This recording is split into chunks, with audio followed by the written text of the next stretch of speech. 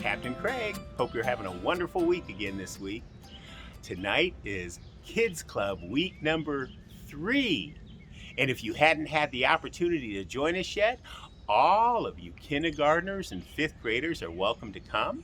It's at the Crossing Community Church in Hilliard, Ohio on Britton Parkway.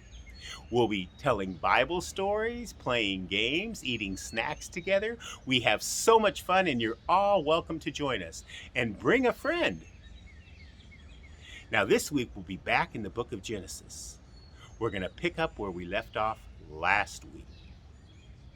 Now, someone else was in the Garden of Eden besides God, Adam, and his wife. It was Satan, an evil spirit who always tries to get people to do the wrong things. Satan made himself look like a snake or a serpent. The snake asked the woman, "Did God tell you not to eat any of the fruit in the garden?" "Oh no," she replied. "We may eat from every tree except the tree of the knowledge of good and evil. If we eat that fruit, we will begin to die."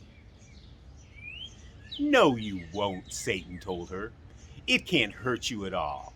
It's very good, and it will make you wise like God." Then the woman made a big mistake.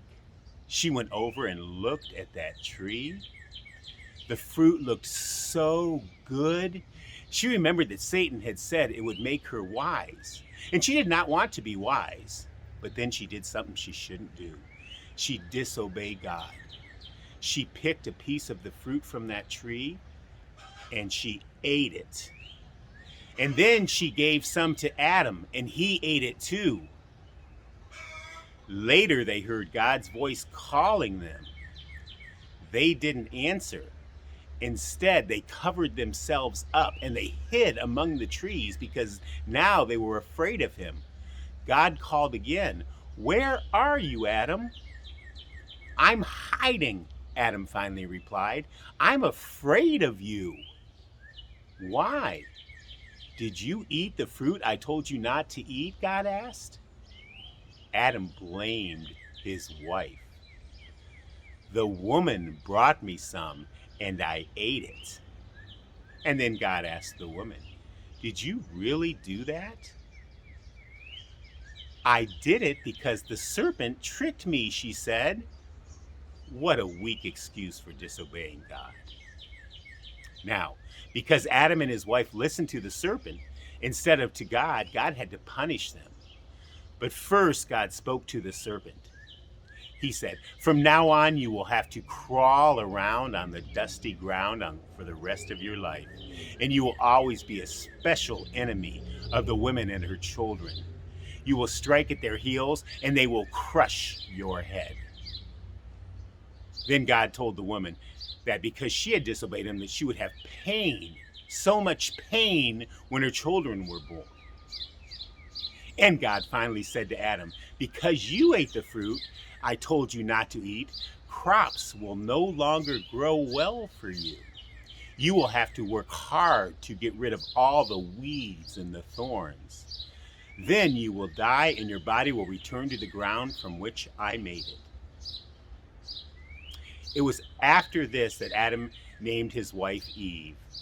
Her name meant that she would become the first mother of all the people who would later live on the earth. Then came one of the saddest parts of the punishment. God made Adam and Eve leave the beautiful Garden of Eden forever. God explained that after they had eaten the fruit of the tree of the knowledge of good and evil, if they should then eat of the tree of life, they would live forever in their sinfulness. God put angels with swords at the entrance of the garden to make sure that Adam and Eve would stay out forever. You see, Adam and Eve didn't listen to God, even though they had everything they could ever want. Satan tricked them. He made Eve think that she would become as smart as God if she only ate the fruit that was in the tree. Even though Eve didn't want that, She really wanted to try that fruit. She was tricked. Have you ever done something you know you shouldn't have done? God wouldn't want you to have done, but you did it anyhow? That's what sin is. We always have to listen to God. Do what God tells us to do. And when we know it's wrong, don't do it. Well, I look forward to seeing a lot of you tonight at Kids Club if you can make it. Otherwise, I will see you next week. You all have a great week, and God bless.